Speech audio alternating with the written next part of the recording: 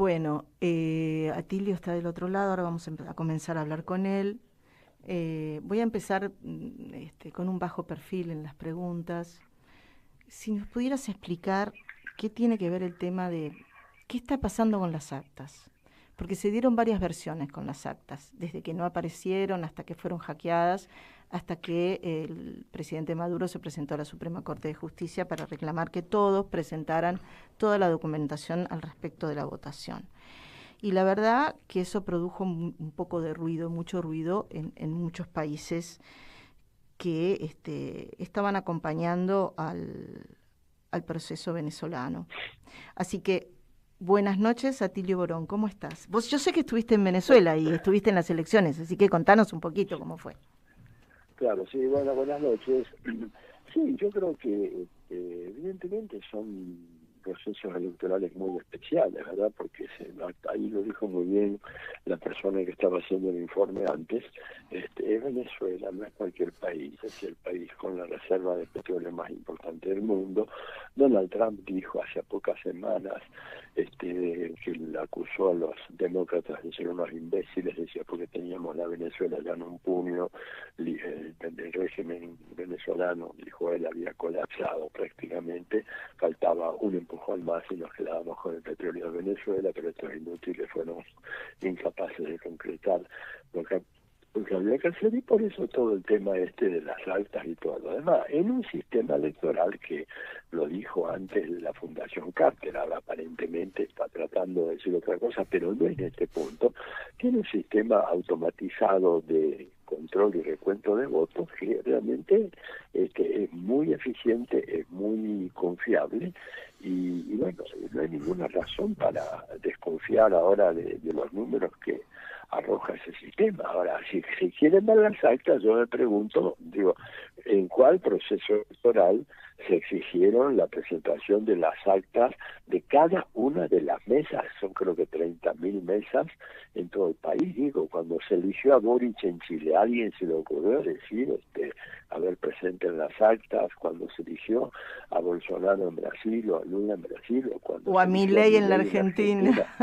Perdón, y a Milei en la Argentina, ninguno de estos intelectuales, académicos, políticos, etcétera, del campo de la progresía dijo, bueno, a ver, muestren las actas, porque digamos, una vez que muestran las actas te van a pedir que muestres a la persona física que votó en digo, es un proceso que no tiene otro objeto que el de crear un clima, decía muy bien, una revolución de colores, promover ese tipo de situaciones conflictivas para facilitar eventualmente un derrocamiento del gobierno de Maduro y bueno, y dejar que el poder vuelva a estar en las manos de los factores tradicionales de poder de Venezuela, en alianza con el imperialismo norteamericano. Digo, no hay mucho más que eso.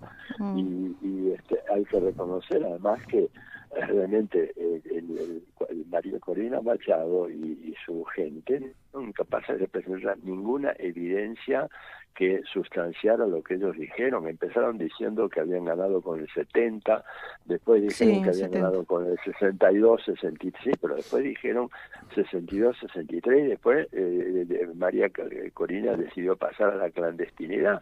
Digo, lo cual es ridículo porque estuvo circulando por todo Venezuela sin ninguna clase de problemas. Mandando un mensaje de odio y acabar con Maduro y amenazar con la violencia, cosa que lo hemos visto. Yo mismo publiqué en la red X una foto en mi cuenta del gallo que fue degollado en uno de los actos de María de González, aunque González ahí no corta ni pincha, ¿verdad? González es simplemente un personaje secundario que es el tío González, es tío, es un claro, tío. porque ella no puede, está inhabilitada además porque la justicia venezolana es demasiado benigna. Digo, en la Argentina estaría presa, y no es que la Argentina sea un país modelo, digamos, de ninguna manera, de verdad, pero el delito de traición a la patria se paga con la prisión. Y cuando digo traición a la patria, es decir, se incurre en esa figura jurídica en Argentina, en Chile, en Cuba, en Estados Unidos, en cualquier país europeo, aquel que promueve una acción en contra de su país. Y cuando promueve quiere decir cuando solicita la invasión de una potencia extranjera a su país, cuando solicita que se apliquen sanciones a su propio país o que se agreda de diferentes maneras a su país. Todo esto lo hizo María Corina a lo largo de años y años. Y sin embargo, en la dictadura venezolana, esta mujer anduvo por todas partes sin ninguna clase de cortapisa. Digo, ¿qué es lo que quieren? ¿Qué más quieren? Pero bueno, lo que quieren es acabar con Maduro a cualquier precio, no solamente con Maduro o cualquiera que esté en su lugar, representando la continuidad de la revolución bolivariana que ha sobrevivido a unas agresiones brutales, porque Mónica, hay que decir esto, ese es un país en guerra, elecciones limpias en un país en guerra, en un país que ha sido agredido económicamente de una manera está brutal, bloqueado, ¿no? Venezuela está bloqueada. Y bueno, sí, pero escúchame, tiene 935 sanciones en su contra. Le robaron la gran empresa estatal Cívico, que era una empresa de enorme importancia en los Estados Unidos, con una gran red de estaciones de servicio. Primero, Trump designa como presidente a Juan Guaidó. Ay, sí, me acuerdo. Los gobiernos indignos de América Latina y de Europa, todos los reconocen a Guaidó, y Guaidó facilita el desguace y la venta o simplemente el traspaso de la propiedad de Citgo a un consorcio de intereses fundamentalmente norteamericanos. O sea, un robo como si se hubiéramos robado YPF, ¿verdad?, a cargo de un tipo que designa desde afuera a alguien, dice, bueno, le regalo YPF. Es el tipo que condonó el robo de 30 toneladas de oro que están ahora en el Banco de Inglaterra. Y bueno, que los canallas en realidad de eso también vamos a hablar hoy, así que no sé si estás hablando de Venezuela o Argentina, pero bueno, de eso también vamos a hablar. Bueno, más o menos la misma historia, ¿no es cierto? Sí, pero por lo menos en el caso de Venezuela se sabe a dónde está el oro. En el caso de Argentina, que es un país que tiene mayores problemas que los de Venezuela sin el bloqueo, no sabemos dónde fue a parar el oro. Pero te digo esto para retomar la idea de que por favor piense tu audiencia, que yo sé que es muy grande, mucha gente te sigue, que es un país que está afectado por una guerra que ha destruido los cimientos de la vida económica y que la han empezado a reconstruir, que yo te digo, si me preguntás cómo hicieron, bueno, un esfuerzo gigantesco. Por ejemplo, en Venezuela, hace apenas 5 años, prácticamente lo que vos comías era todo importado. Hoy en día, el 95% de lo que hay en la mesa de las y los venezolanos es producción nacional. Volvieron a sembrar, volvieron a cosechar, volvieron a criar animales, ovejas, vacas, etcétera, cerdos. Digo, ¿por qué? Producto de la necesidad, porque si no se morían de hambre. Entonces, gente que no estaba en el campo se volvió al campo, o los productores rurales que antes ya prácticamente tenían el campo abandonado lo pusieron a trabajar. Pero hagan lo que hagan, confirmen, digamos, todas las, o se conformen todas las estipulaciones que se quieran establecer para garantizar la pureza del comercio. Ellos siempre van a ser objeto de este ataque, porque lo que les importa es robarles el petróleo. Además, Venezuela, aparte de eso, es uno de los más grandes productores de oro del mundo, ¿no es cierto? Tiene mucha agua, mucha biodiversidad, tiene minerales de diverso tipo, y entonces, bueno, quieren. Y además hay un dato, con esto termino, tengo un eco muy fuerte, no sé si se puede controlar eso. Tiene un eco muy fuerte, ¿lo podés controlar? Ahora ya no. Fíjate que, por ejemplo, Venezuela, se le fue lo que quería decir con que no, sí, ya está. Venezuela es un país que, aparte de tener petróleo, la más grande reserva de petróleo del mundo, más que Arabia Saudita, la tienen los americanos a 4 días de navegación. Esto es un dato fundamental. El petróleo que llega de Medio Oriente insume aproximadamente entre 40 y 45 días de navegación, con los consiguientes aumentos en los costos del flete y la incertidumbre del transporte. Qué tentación, ¿no? Tenerlo a 4 días, es muy tentador. A 4 días, pero además circulando por el mar Caribe, que es una especie de mar interior de los americanos. ¿Sabes cuántas bases militares tiene Estados Unidos en el Caribe? No. No tenés por qué saber. Bueno, son No casi sé. 40.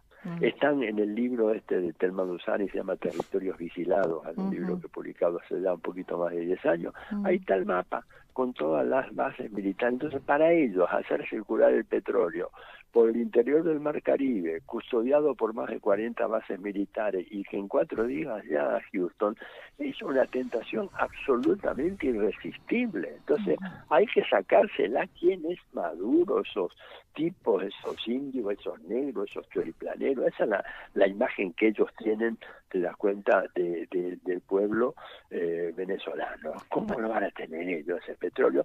Además, haciéndote un pronóstico de largo plazo, de que en 40 años, 50 años máximo, se acaba el petróleo en el planeta Tierra, y no hay todavía a la vista un sustituto que sea capaz de, por ejemplo, ser el combustible que te mueve una flota como la de los Estados Unidos, entonces apoderarse de ese petróleo venezolano y sentarse ahí, ocupar ese país, meter 10 bases militares para que nadie más acceda a ese petróleo, cuando todo el mundo se muera de sed por el petróleo, y los chinos no pueden hacer mover sus portaaviones, y ya no podamos volar en avión ni nada, porque vamos a volver a la época de las carretas, porque todavía no se descubrió de qué manera hacer volar un avión si no es con combustible derivado del petróleo. Entonces la desesperación gringa es total. Hay que acabar con esos tipos, matarlos, ahogarlos, hacer lo que sea. Y para eso cuentan con la estupidez de toda la progresía intelectual y académica norteamericana, que acaba de sacar, latinoamericana, y acaba de sacar una carta denunciando otra vez las maniobras de Maduro, ¿verdad? Y en donde se olvidan por completo de que nosotros somos periferia de un imperio sanguinario, que ha bañado de sangre no solo América Latina, sino todo el mundo. Y entonces no se dan cuenta o no calibran la importancia de la contradicción entre el imperio y un gobierno que recupera la soberanía nacional. Están así envueltos en sus nubes de teorización y, viste, los debates sobre, qué sé yo, cuestiones que nada que ver con la realidad, y que por eso entonces se solazan castigando a Maduro con un airecito, te digo, de prejuicio racial bastante molesto, te digo, por lo que yo he visto en alguna de esas formulaciones. Al fin y al cabo, Maduro es un obrero y es un fulano que no merece demasiado respeto para esa gente. No es una pregunta, contanos una chiquitita, una postal de las elecciones, vos que estuviste en Venezuela, algo que quieras elegir. Mira, sí, por ejemplo, yo he visto muchas elecciones a lo largo de mi vida como politólogo, ¿no es cierto? Y en general, el día de las elecciones, ves filas de gente, en muchos casos resignada, tener que hacer la cola, etcétera. Lo que vi la última vez en Venezuela fue algo que me sorprendió mucho, que la gente iba por los vecindarios, o sea, los vecinos iban juntos a votar, y cuando vos te acercabas y hablabas, ¿verdad?, ellos se dan cuenta que sos extranjero, y llegaba un momento en que vos veías que había una alegría muy grande de la gente. Y yo hablé también con gente que después de votar, ¿no es cierto? Y lo encaré, le dije, bueno, ¿qué tal? ¿Cómo estuvo todo? No, muy bien, tranquilo, viste que rápido, muy rápido, en menos de medio minuto pude apretar el botón en la maquinita, verifiqué, pum, salió el comprobante, le deposité el comprobante, ¿no? Y le digo, bueno, ¿y a quién votaste? Pues es que mucha gente me contestó, lo cual, primer dato muy interesante, ¿verdad? Hablan de que los tipos no tienen temor y que hablan. Bueno, varios me dijeron que votaron en contra de Maduro. Voté por la oposición, y varios me dijeron que votaron por Maduro. Lo interesante del caso es que algo muy típico del Caribe, al estar yo ahí, llamar la atención como un bicho raro, varios más se acercaron. Y entre ellos decían, no, mira, hermano, no, ya no me jodas, yo voté por Maduro, pues ya me rompen tal cosa. Y los otros decían, Maduro, se han robado todo, mira vos. No, se hizo una asamblea popular alrededor tuyo. Sí, pero lo hacían, pero ¿sabes qué pasa? Lo hacían sin agresividad.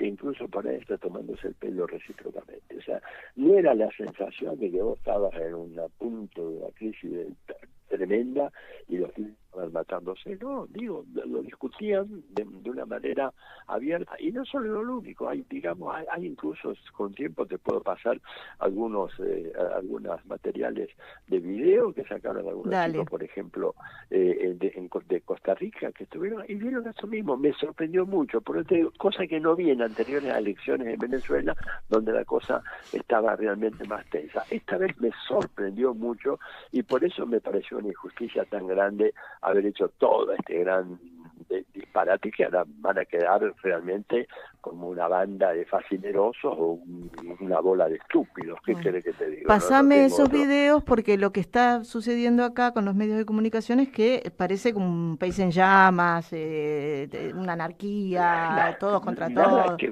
Nada, pero eso es un invento, una mentira infame. En el a posteriori, cuando no aparecieron las actas, estoy diciendo, las marimbas, etcétera, etcétera. No, las guarimbas las armaron ellos, y vos sabés que las guarimbas fueron contrataron un grupo de malhechores, $150 por participar a una de ellas, y le dijeron entren y rompan todo, pero nunca tuvieron el apoyo de la población que votó en contra de Maduro. Eso es lo interesante del caso, y hay evidencia de eso, ¿te das cuenta? La gente se enoja porque al fin y al cabo, cuando veía a estos tipos destruían una estación del metro, decían, pero los que nos jodemos somos nosotros. Es decir, ¿quién les dijo que para combatir a Maduro hay que destruir el metro? Hay que ganarle con los votos, pero no destruyendo el metro, porque después resulta que mañana tenemos que ir a trabajar y tenemos que utilizar el metro. Pero bueno, el fascismo societal, como dijo el que me precedió, apeló a eso, ¿verdad? A contratar un grupo de malvivientes, pagándoles, en muchos casos eran colombianos que pertenecían a los paramilitares, y para hacer esos destrozos, pero no fue el pueblo que votó en contra de Maduro, por el cual yo siento mucho respeto, porque son gente que expresó un malestar, ¿verdad? Y que hay que entender, como hay que entender a la gente que acá, producto del desastre previo, votó por Milei. Yo no estoy enojado con la gente que votó por Milei, estoy enojado los que de alguna manera con su impericia, con su incapacidad, hicieron que la gente cayera en esa desesperación y se arrojara en brazos de un demagogo como este. No sé si he sido claro. Sí, fuiste muy claro, y te tenemos que despedir con esa griponga enorme que tenés. Curate. Sí. Y mandame los videos que los vamos a poner acá en Caput. Dale. Te dejo un gran abrazo. Un gran abrazo. Hasta luego. Otro para vos. Chao, chao.